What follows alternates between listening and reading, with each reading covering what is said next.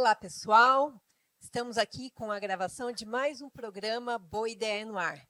Espero que a gente consiga inspirar todos vocês a muito boas ideias para a gente transformar nossa sociedade e nossa comunidade. Hoje, os outros episódios, sempre lembrando, estão lá no nosso site www.boaideianoar.com.br.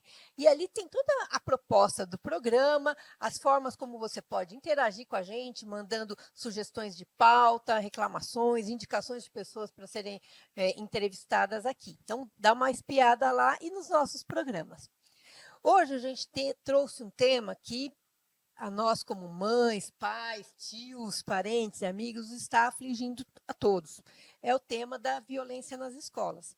Então, eu vou ler um trecho aqui tem um monte, né, de matéria sobre isso. Eu escolhi uma delas para a gente refletir aqui um pouquinho. Então, colocando meu óculos, que eu já passo dos 40, né? Bom, essa notícia saiu na Folha de São Paulo no dia 23 de abril, recente.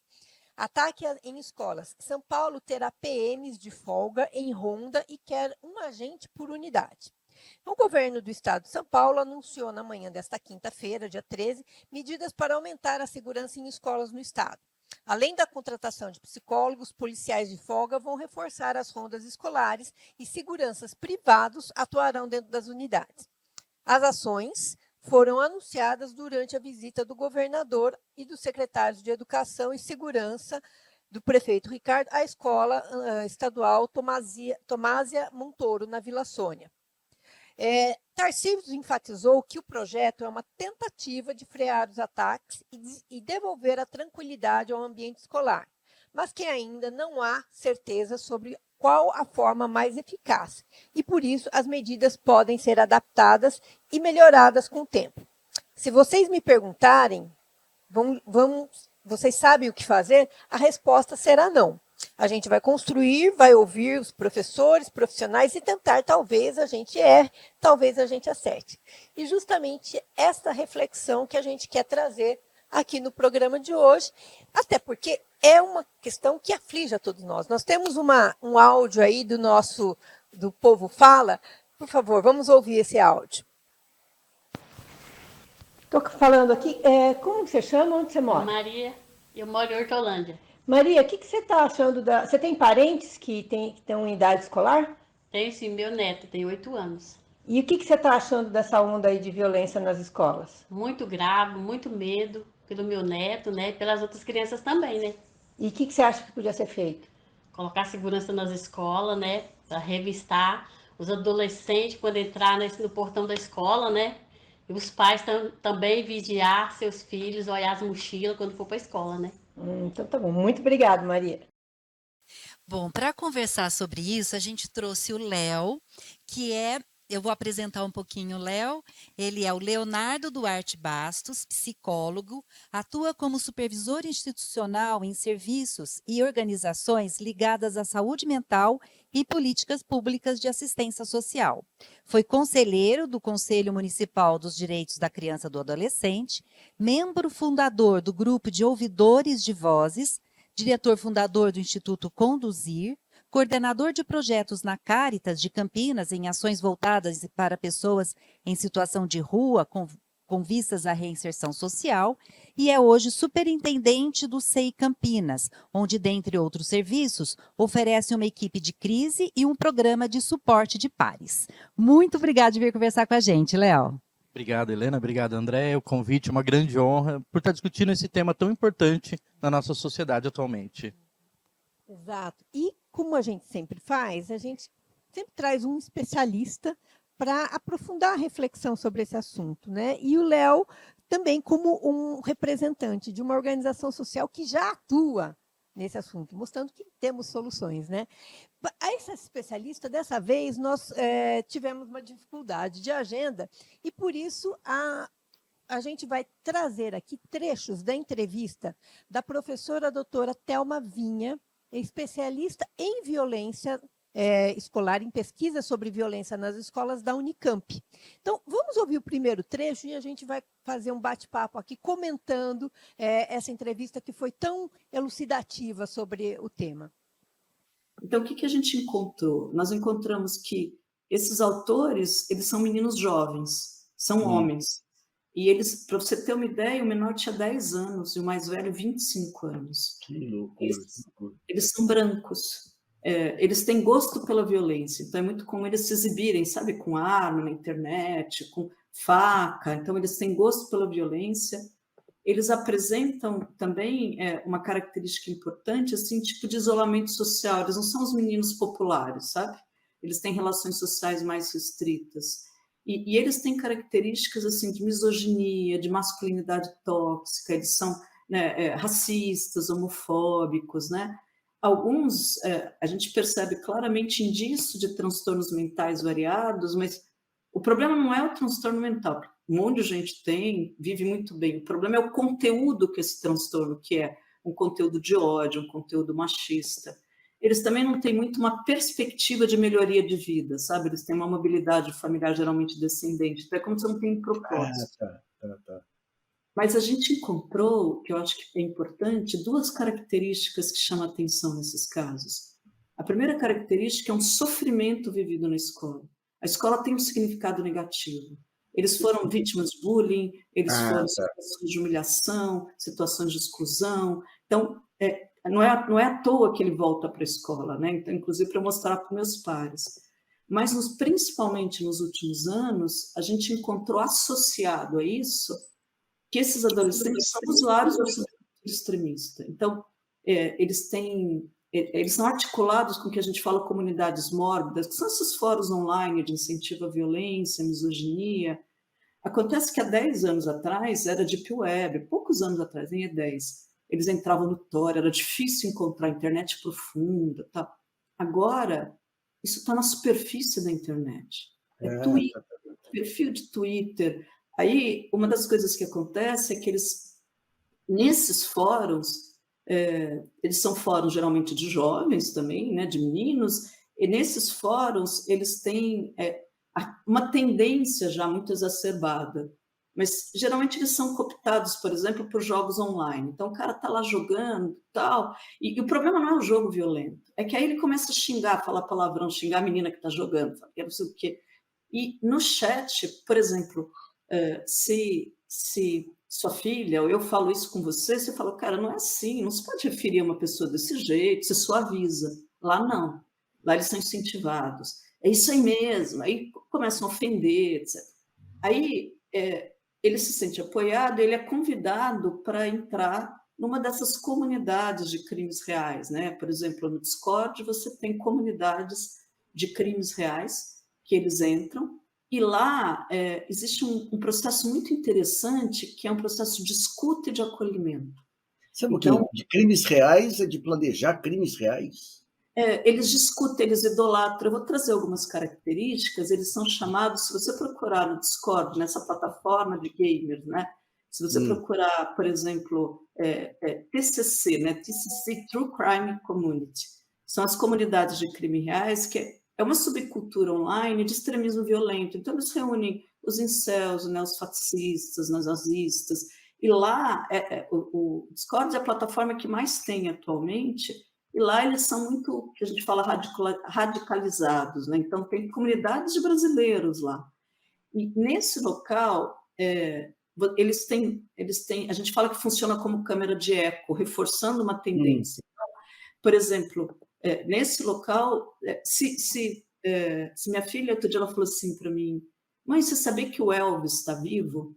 Na hora eu falei para ela, tem dó, né? Meu Elvis vivo. Não? Aí ela ficou tão brava comigo, e eu pensei, puxa, eu devia ter escutado, e depois falar, de onde você tirou isso? Não. E lá eles fazem exatamente isso. É mesmo, é teoria da conspiração. Eles são acolhidos, eles são valorizados, e eles se sentem pertencentes. E quando se sentem pertencentes, você vai acirrando isso. Então, onde está o pertencimento, né? O ressentimento e o pertencimento. A gente odeia junto. E aí eles são incentivados a cometerem ataques para mostrar o valor. E eles agem eles agem sozinhos, mas como se fosse missão. Então, Léo, a gente sabe que você tem uma experiência larga lá no SEI. A gente queria que você contasse um pouquinho para a gente como o SEI age e se você percebe esse mesmo perfil com os jovens lá no SEI e quando vocês fazem trabalhos em escola. Helena, esse perfil ele está presente em vários lugares na nossa sociedade, né? Ele é fruto dessa sociedade individualista, dessa mediação da tecnologia, que é uma ferramenta muito importante, mas que acaba desumanizando as relações, né? E no SEI nós temos serviços que trabalham com situações de violência, né? Violência intrafamiliar, violência de gênero, e também hoje a gente tem um projeto de peer support, que são jovens que vão até as escolas, criar multiplicadores ali, para poder trabalhar as questões das violências, questões dos traumas, né, como uma forma de cuidado. E nós temos verificado, na maior parte das escolas, essas pessoas que trazem um sofrimento muito grande, né, um sofrimento que muitas vezes acontece dentro da própria escola, do bullying, né, da discriminação, da segregação ali, e que acabam encontrando eco nessas comunidades, conforme a professora colocou, né, e potencializando, gerando um eco ali dessa agressividade que ela recebeu e que ela não consegue ter elaborada. Né? Interessante, né? Me chamou a atenção justamente essa questão de que são crianças, adolescentes que sofreram algum bullying e a escola ou a família não soube acolher, e aí eles são acolhidos por essa comunidade, né? E eu falei que eu mostrei essa reportagem para minha filha falou, é isso mesmo, mãe, meus amigos da escola, durante a pandemia, muitos deles se sentiam assim e eram acolhidos. Tinha um outro tipo de suporte, não foram por esse caminho, mas acontece com muita frequência, assim, Léo, na sua vivência? Sim, sim. Antigamente, a gente tinha o hábito de se reunir na rua. Eu me lembro que eu brincava até às 10, 11 horas da noite. Minha mãe saía às 9, falando que eu tinha que dormir às 9, mas a gente fugia e ficava fazendo bate-papo com os amigos. E ali a gente falava das angústias, das dores, contradizia, brigava, mas era uma relação humana e que era muito fácil se colocar no lugar do outro e construir junto alternativas para lidar com aquele sentimento que a gente estava passando naquele momento. Hoje em dia, a maior parte dos jovens, eles ficam na frente da televisão ou mediados aí pelas redes sociais, numa relação que é extremamente fria, né? É difícil você se colocar no lugar de alguém que te manda um texto, que te manda uma mensagem. E quando essa mensagem ela encontra eco em algo que você está sentindo, mas que você não fala para ninguém, isso ganha força. Né? E aí acaba estourando em situações de violência, né? Então, não só lá na SEI, mas acho que esse é um padrão, né, Helena, que a gente vê em todos os níveis sociais, em todas as taxas de renda, em todas as geografias, né? Porque hoje a internet está espalhada e tem alcance. Então, realmente é um problema difícil de solucionar, assim? A gente tem feito uma aposta muito grande na arte. Recentemente nós terminamos um projeto em parceria com a FEAC, Convivendo e Aprendendo Sem Violência, que é um projeto que utiliza da arte para trabalhar a questão da violência, das relações interpessoais, da relação com o próprio corpo, né, em crianças do nosso serviço de convivência e fortalecimento de vínculo e de uma escola parceira ali da região onde o SEI está inserido. E a gente vê que a arte tem uma potência muito grande, porque ela consegue conectar as pessoas de uma forma muito mais efetiva do que as mensagens, do que as palavras conseguem, né? Eu queria só comentar mais uma coisinha. Você falou dessa humanidade que é conversar com outra pessoa presente, não só trocar ideia dentro de uma plataforma de jogos, todo mundo pensa como eu, né? Você usou uma palavra em inglês, eu queria traduzir para os nossos ouvintes, você falou peer support, né? Que é suporte por pares. Eu achei essa ideia tão legal, conta só mais um pouquinho sobre isso, porque é humanizar essa relação, né? Isso tem sido uma tendência muito grande, porque valoriza a experiência de quem vive, né? E valoriza também a mesma linguagem. Os especialistas, eles têm uma contribuição muito grande para a compreensão do fenômeno, para construções de soluções, Mas aquela pessoa que passa pela situação de violência, ela consegue se colocar mais facilmente no lugar do outro e junto estabelecer parcerias para achar alternativas. É muito mais fácil eu estando frente a frente de uma pessoa poder compreender o sofrimento dela, mesmo que às vezes esse sofrimento é expresso num palavrão, numa ofensa, mas eu sei que ali por trás tem uma pessoa. Numa plataforma, num jogo, quando alguém coloca um palavrão ali, fica só no palavrão. Eu não consigo ver os olhos. Eu não consigo ver a pessoa que está por trás do palavrão. Só que às vezes esse palavrão encontra eco naquela agressividade que eu vivenciei e que eu não consegui dar conta de ressignificar. Porque hoje também as famílias têm muito pouco tempo de estar junto com os filhos. Né? Cada vez mais se exige que trabalhe, que se produza mais, né? E aí, ali a criança encontra esse eco de agressividade e acaba se identificando e se associando com outras pessoas. E eu acho que essa questão da agressividade, da violência, tão espalhada, infelizmente, na nossa sociedade, que a gente vê na própria fala da pessoa que a gente entrevistou na rua, tem um pouquinho dessa esperança de que a solução vem através da ronda, da segurança. Aliás, eu queria puxar um outro trecho da Thelma Vinha que fala sobre isso para a gente refletir um pouquinho mais sobre as alternativas. Vamos ouvir agora o segundo trecho. O ataque em Blumenau, 150 milhões, né, para o reforço das rondas. E eu queria saber a sua opinião sobre isso. A medida, o aumento de segurança e eficácia, ele não foi só proposta do governo federal, mas dos estados também, né? E é muito importante essa discussão, porque vai se investir muito dinheiro nisso. E nos Estados Unidos, por exemplo, é o país que mais tem armas, mas que mais adota medidas de segurança na escola. São gastos bilhões. E esses bilhões estão desde detector de metal, câmeras 3D, etc., policial armado. E a gente teve 12 tiroteios em escolas só esse ano, é o país que mais tem ataque. Inclusive, tem escolas que têm equipamentos fortíssimos de segurança. Os estudos que foram realizados ao longo de 23 anos de políticas de segurança em escola nos Estados Unidos indicam que a presença de policiais armados em escola, ele não previne ataque violento. Ao contrário, ele piora a qualidade do clima, porque ele gera, ao interagir, ele está lá, ele gera situação de medo, de intimidação, de insegurança. E um dado interessante é que os estudantes negros são os que mais sofrem.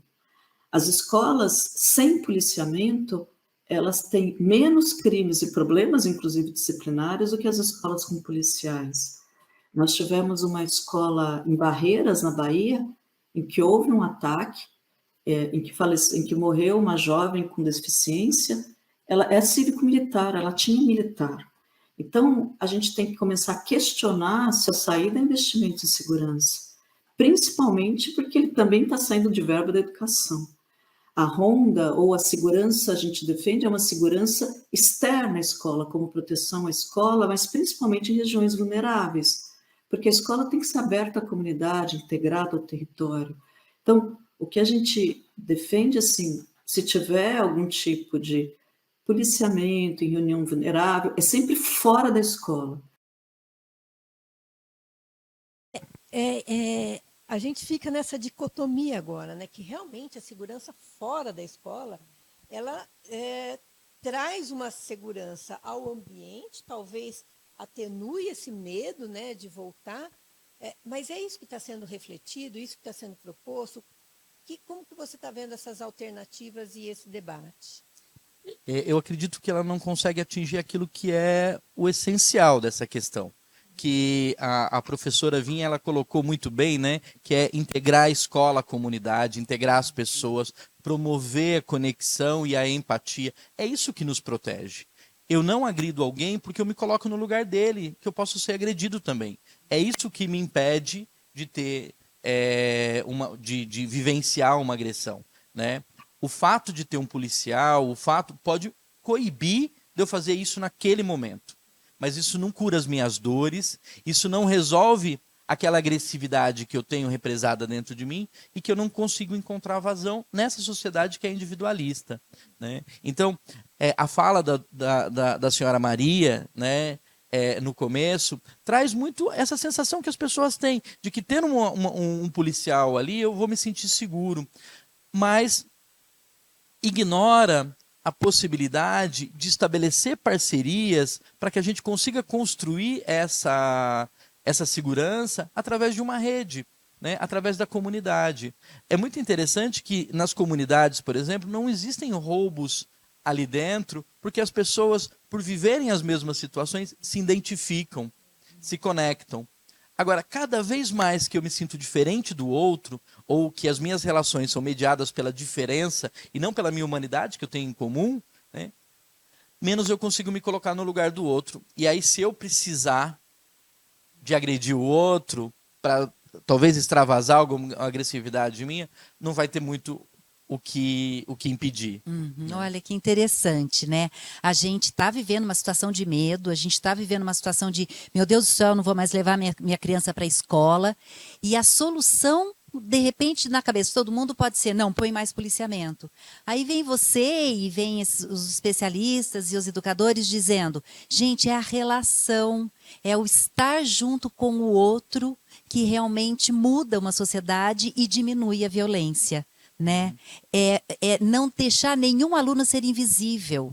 Tem esse conceito, né, de que você está dando aula, você dá aula para aqueles que estão ali se envolvendo. E sempre, toda classe tem aquele aluno invisível, que é o que está em sofrimento, que é o que está não se sentindo aceito, não se sente pertencendo, e é ele que é um potencial agressor, né? Então, a gente queria que você contasse um pouco mais. Agora, você já até tinha começado uma outra hora, mas nos conta um pouco mais desse projeto que o SEI tem feito de arte para combater a violência e o projeto de suporte por pares. Para a gente ver essa parte prática de como é a gente cuidar do adolescente para fazer o antes, né? O evitar e não o depois.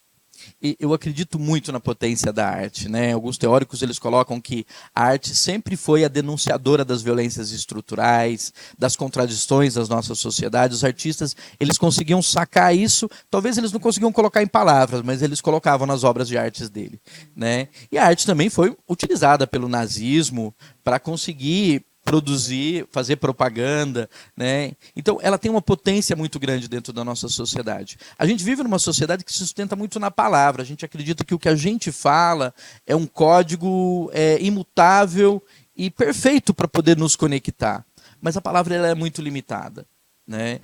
A arte ela consegue universalizar as conexões, ela é inclusiva, né? Ela consegue atingir as pessoas de uma forma muito sutil e muito potente, né? E o SEI ele constituiu um espaço, a gente tem um núcleo de cultura e de arte que procura aí incidir sobre as metodologias do SEI.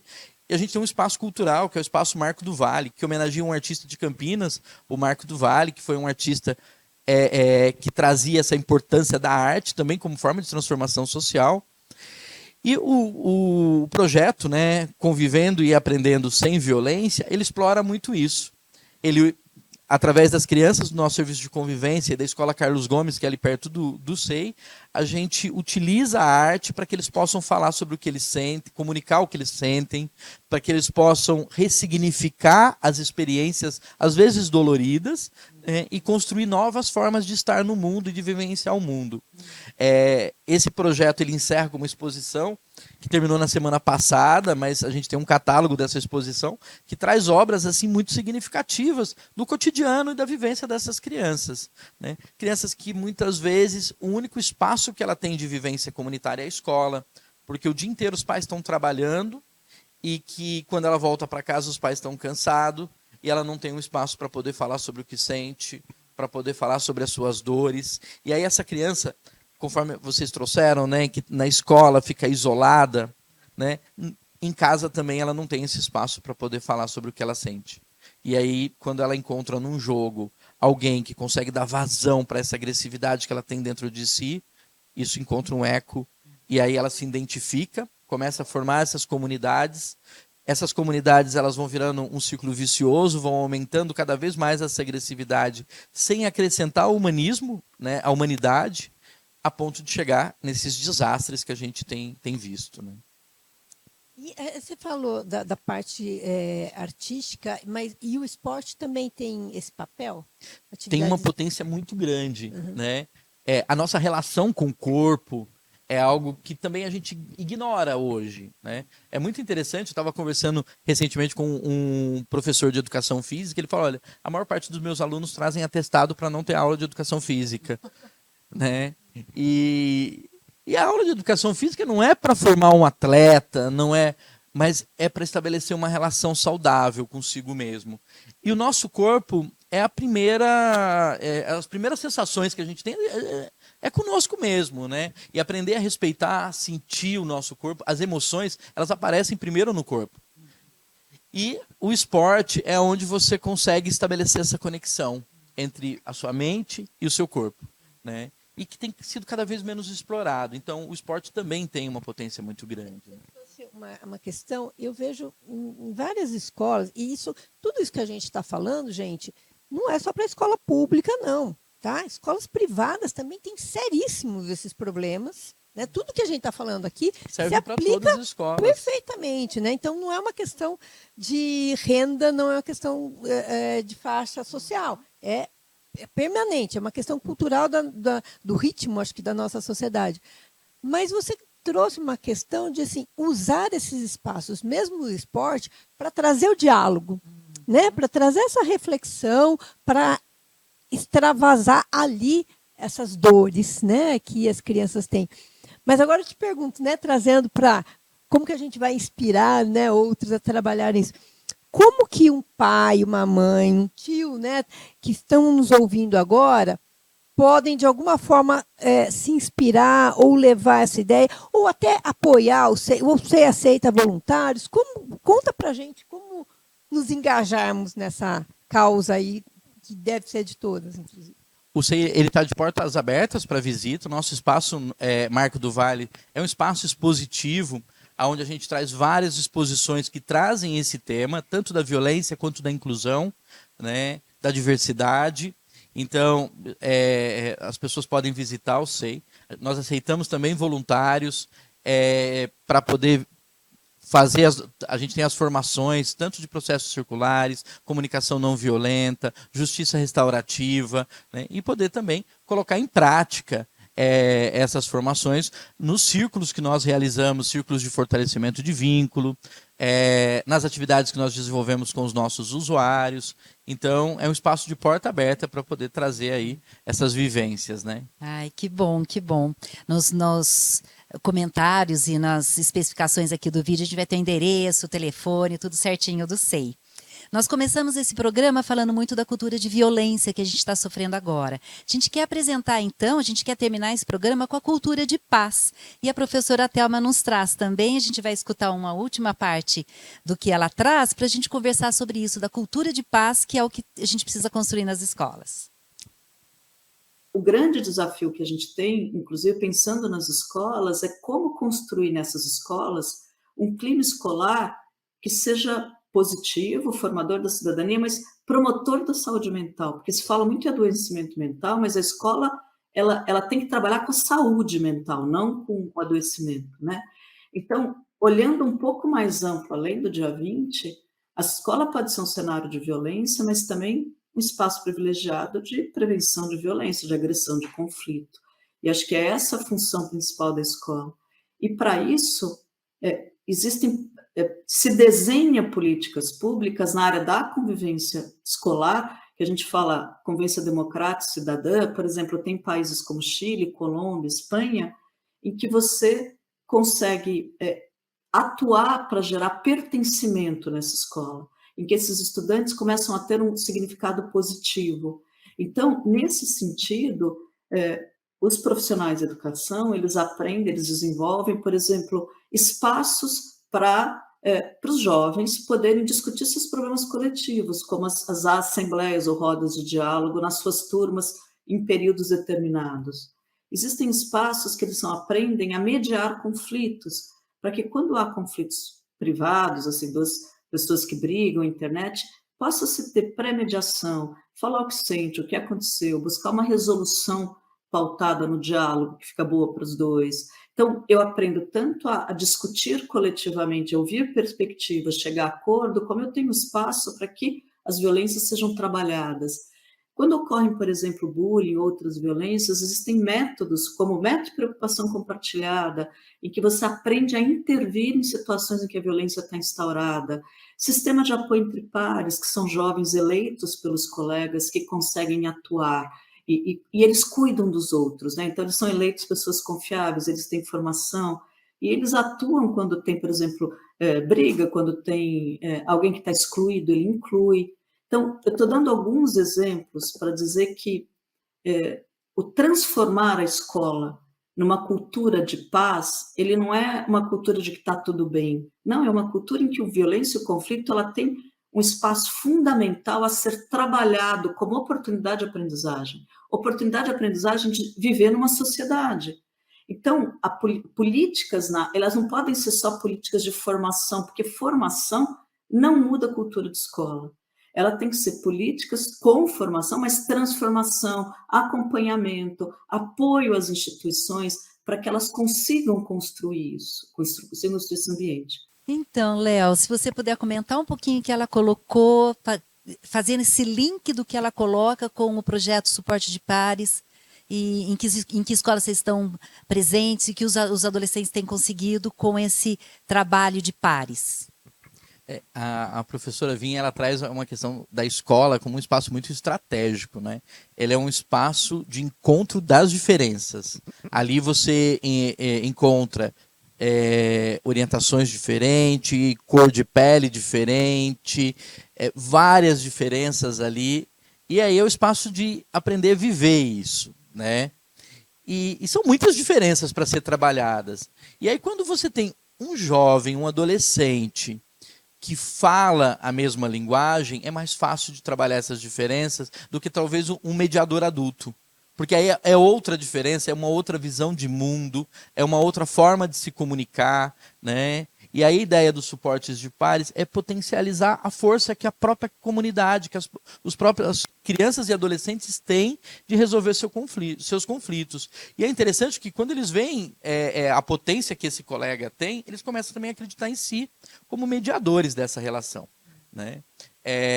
Esse projeto de suporte de pares, ele recrutou jovens de abrigos de crianças e adolescentes de Campinas, jovens que foram retirados da família por sofrerem situações de violência gravíssimas, né? Foram contratados e por ser jovens, então na modalidade jovens aprendizes, né?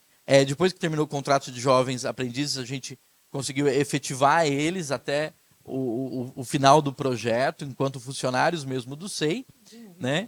Onde eles puderam refletir sobre as próprias experiências que eles vivenciaram, para poder estar junto de outros jovens de uma forma autêntica, de uma forma horizontal, né? Refletindo junto com eles. Não para levar uma solução, olha, isso deu certo comigo, vai dar certo com você. Mas eu passei por isso e estou aqui junto com você para que a gente possa passar junto e pensar junto em formas de lidar com isso.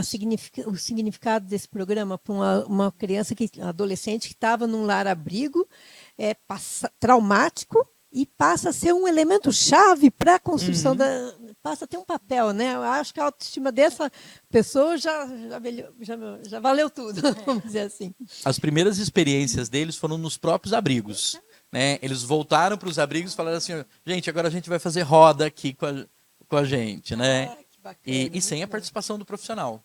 Que legal. A gente fica do outro lado da porta, só de suporte se eles precisaram, e não precisaram. Que legal. Que legal, parabéns. Ô, Léo, fala aí para todo mundo, qual que é o site para as pessoas da SEI, para as pessoas buscarem informação sobre você e depois se engajarem, seja com suporte financeiro, voluntário, alguma outra atividade lá.